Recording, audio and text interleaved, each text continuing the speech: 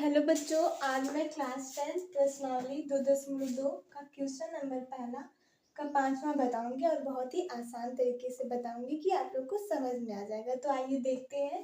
T square minus 15 बराबर 0 दिया है, तो हम लोग इसको लिखेंगे टी स्क्वायर माइनस 15 को 15 हम लोग इसके रूप में लिखेंगे A x square B x plus C के रूप में लिखेंगे। तो ये हमारा 0 गुणे टी लिख सकते हैं, प्लस का 15 बराबर 0 लिख सकते हैं, 0 लिख सकते हैं। अब लिखेंगे द्विघात द्विघात द्विघात व्यापक a x square plus b x plus c से तुलना। तो ए बराबर हमें कितना मिलेगा, 1 मिलेगा, और बी बराबर 0 और सी बराबर 15 मिलेगा। तो लिखेंगे टी स्क्वायर माइनस 15। अब हम लोग पहले इसको सेट करेंगे। तो ये सूत्र आप लोगों ने पढ़ा होगा, a square minus b square is equal to a plus b a minus B.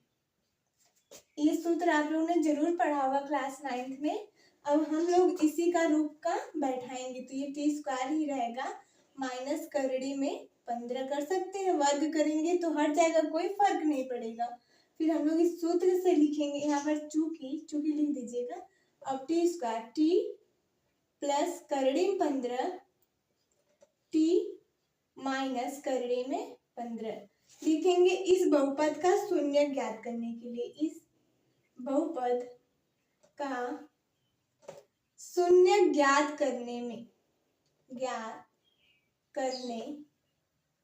के लिए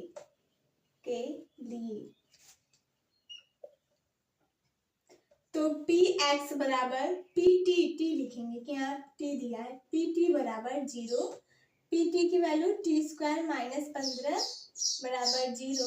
अब हम लोग इसको तोड़े हैं तो हमारा ये आया है टी प्लस करड़ी में 15 टी माइनस करड़ी में 15 बराबर 0।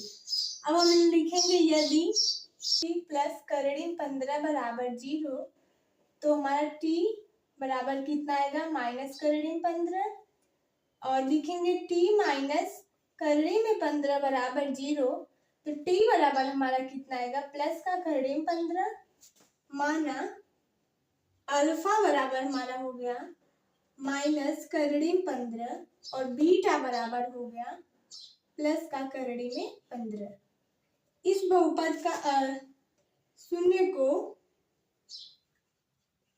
का योगफल अल्फा प्लस बीटा बराबर माइनस बी का योगफल अल्फा प्लस बीटा बराबर माइनस बी अपान ए दिया है। तो हमें अल्फा प्लस बीटा बराबर बी की वैल्यू कितनी है, 0, ए की वैल्यू 1, भाग दे देंगे, अल्फा प्लस बीटा बराबर 0 हो गया।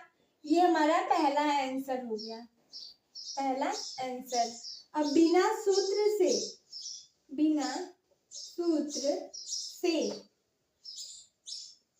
अल्फा प्लस बीटा बराबर माइनस करड़ी में 15 प्लस करड़ी में 15 काट देंगे, 0 आ जाएगा। सेम आंसर आया है हम लोग का, अल्फा प्लस बीटा बराबर 0। शून्य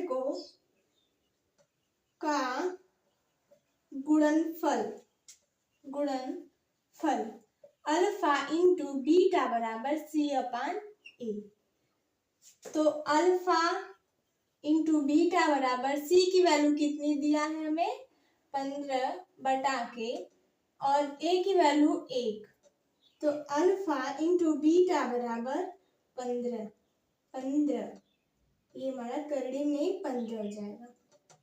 ये हमारा दूसरा आंसर हो गया। अब लिखेंगे बिना सूत्र से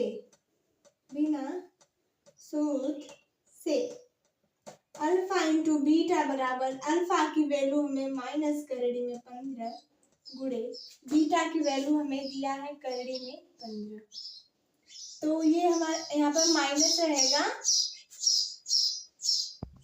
ये हमारा पहले से माइनस दिया, मैंने यहाँ पर प्लस लिखा है, तो यहाँ पर हमारा माइनस में हो जाएगा, और ये बचा हमारा सब सही है, और बस ये यहाँ पर हमारा माइनस लग जाएगा। सी की वैल्यू माइनस 15, तो यहाँ पर हमारा आंसर माइनस, बिना सूत्र से अल्फा इंटू बीटा बराबर 15। तो करड़ी में करड़ी का गुणा करेंगे तो -15 आ जाएगा। सेम आंसर यहाँ पर लास्ट में लिखेंगे प्रूव्ड, सत्यापित हो गया।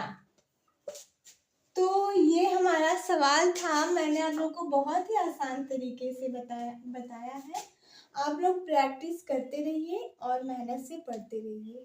नहीं पढ़ेंगे तो नहीं आएगा समझ में। अगर जब तक इसको 2 से 3 बार रिवाइज नहीं करेंगे तब तक आप लोग को नहीं आएगा। मेहनत करिए तभी अच्छे नंबर आएंगे बोर्ड में। तो अब हम लोग क्वेश्चन नंबर दूसरा पढ़ेंगे और मेरी बातों को ध्यान रखिएगा बच्चों। मेहनत से पढ़िए, आगे बढ़िए।